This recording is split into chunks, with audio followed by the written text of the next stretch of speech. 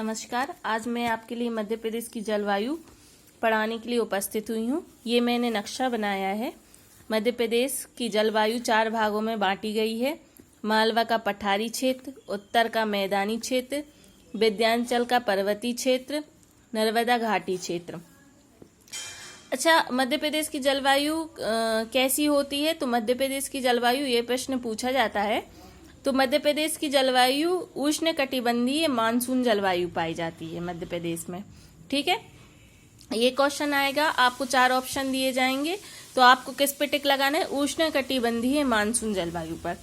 अब 4 पार्ट में जो मध्य प्रदेश की जलवायु को डिवाइड किया है, तो उनके बारे में पढ़ लेते हैं कि उनमें कैसी जलवायु पाई जाती है।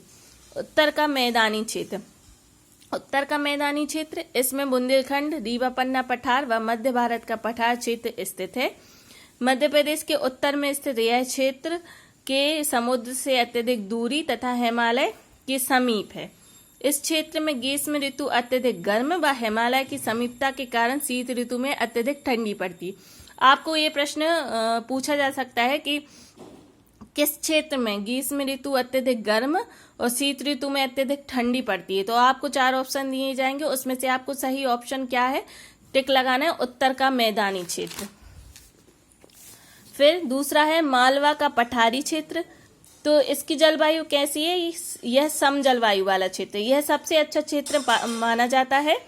इसमें क्योंकि ना अधिक गर्मी पड़ती है और ना अधिक ठंडी पड़ती है, ये इसलिए सबसे अच्छा क्षेत्र पाया गया है। तो ये भी पूछा जा सकता है कि सबसे अच्छा क्षेत्र कौन सा है जलवायु के लिए, जलवायु के हिसाब से। तो आपको टिक लगाना है मालवा का पठारी क्षेत्र।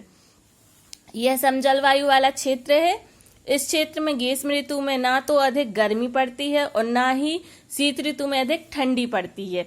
यहाँ सबसे अधिक वर्षा अरब सागर के मानसून से होती है। यह भी पूछा जा सकता है कि मालवा के पठारी क्षेत्र में सबसे अधिक वर्षा कहाँ से होती है। तो आपको टिक लगाना है, किसमें टिक लगाना है? अरब सागर से। ठीक है, यहाँ सबसे अधिक वर्षा अरब सागर के मानसून से होती है। यह सबसे अच्छी जलवायु वाला क्षेत्र है। सबसे अच्छी जलवायु वाला क्षेत्र है कौन सा? ये आप हमेशा अपने माइंड में सेट कर लीजिए कि सबसे अच्छी जलवायु वाला क्षेत्र है मालवा का पठारी क्षेत्र। फिर तीसरा है विंध्याचल का पर्वतीय प्रदेश। विंध्याचल पर्वत का क्षेत्र समजलवायु वाला क्षेत्र है। ये भी मालवा के पठारी क्षेत्र जैसा समजलवायु वाला क्षेत्र है, पर आपको सबसे अच्छी जलवायु वाला क्षेत्र लगाना है मालवा का पठारी क्षेत्र। इसमें क्योंकि इसे चीनी यात्री फहान ने भी मालवा का पठारी क्षेत्र जलवायु के हिसाब से सबसे अच्छा क्षेत्र बताया है। विंध्याचल का पर्वतीय प्रदेश, विंध्याचल पर्वत का क्षेत्र समजलवायु वाला क्षेत्र है। इसमें अधिक गर्मी नहीं पड़ती और ठंड में भी साधारण ठंड पड़ती है।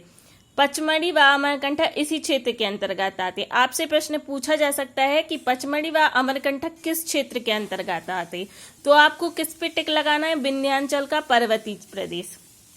फिर मध्य प्रदेश के पूरब में होने के कारण यहाँ वर्षा की मात्रा अधिक है। ये भी पूछा जा सकता है कि वर्षा की मात्रा किस क्षेत्र में अधिक है मध्य प्रदेश के, तो आपको टिक किस पे लगाना है? विंध्याचल का पर्वतीय प्रदेश पे। नर्मदा घाटी तथा उसका दक्षिणी क्षेत्र, इस भाग में नर्मदा घाटी तथा उसके दक्षिण में बालाघाट से लेकर बड़वानी तक के क्षेत्र शामिल है। यह क्षेत्र भूमध्य तथा समुद्र से निकटता वाला क्षेत्र है, जिसके कारण यहाँ ग्रीष्म काल में अत्यधिक गर्म तथा शीतकाल में सामान्य ठंड पाई जाती है। ठीक है, नर्मदा का पठारी क्षेत्र में ग्रीष्म काल में अत्यधिक गर्म व शीतकाल में सामान्य ठंड पाई जाती है। आपको क्षेत्र के हिसाब से उसकी जलवायु को याद कर लेना है, क्योंकि हर क्षेत्र से प्रश्न बन सकता है और आपको सही उत्तर लगाना पड़ेगा। अब उत्तर का मैदानी क्षेत्र, ये मैंने शॉर्ट ट्रिक आपके लिए बनाई है। आपको सिंपल लिख लेना है। आपको ये हेडलाइन हमें याद ही रखना है, अपने माइंड में सेट कर लेना है कि उत्तर का मैदानी क्षेत्र में कैसी जलवायु है। तो महाद्वीपीय प्रकार की जलवायु अत्यधिक गर्म व अत्यधिक ठंडी होती है। मालवा का पठारी क्षेत्र यह समजलवायु वाला क्षेत्र है। ग्रीष्म ऋतु में ना तो अधिक गर्मी पड़ती है और ना ही शीत ऋतु में अधिक ठंडी पड़ती है।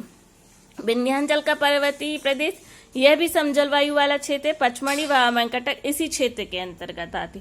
नर्मदा घाटी तथा उसका दक्षिणी क्षेत्र, यह क्षेत्र भूमध्य रेखा तथा समुद्र से निकटता वाला क्षेत्र है, जिसके कारण यहाँ ग्रीष्म काल में अत्यधिक गर्म तथा शीतकाल में सामान्य ठंड पाई जाती है। तो आपको लिए ये जो मैंने पढ़ाया है इसके आप नोट्स बनाते जाइए, इससे जरूर प्रश्न पूछे जाएंगे। और मेरा पढ़ाना आपको अच्छा लगा हो तो लाइक जरूर कर दीजिएगा।